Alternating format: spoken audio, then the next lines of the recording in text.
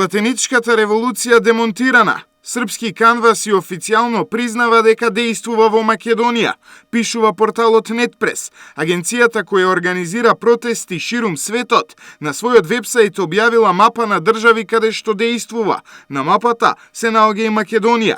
Сите земји во кои оперира Канвас се или биле кризни жаришта. Покрај Македонија, Канвас организирале нереди и во Украина, Белорусија, Грузија, Турција, во Балтичките земји и на Блискиот Исток. Нетпрес открива дека срби кои се дел од оваа организација во Македонија овие денови присуствувале и биле дел од разни тренинг обуки кои се одвивале во невладините кои се дел од аферата Платеничка револуција која беше претходно разоткриена од порталот. Со други зборови, Сорос купува за пари, а Канвас испорачува. Претходно порталот објави податоци за 40 невладини организации кои заедно со фондацијата Сорос поделиле 6 милиони евра за хонорари.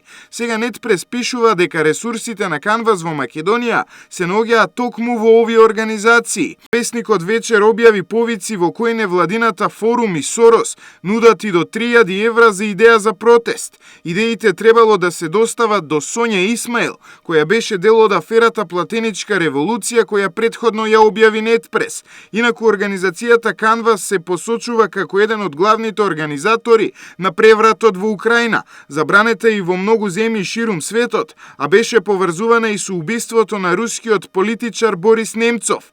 Председателот на Канвас Срđа Поповиќ во неколку наврати доаѓал и во Македонија за да ги координира активностите.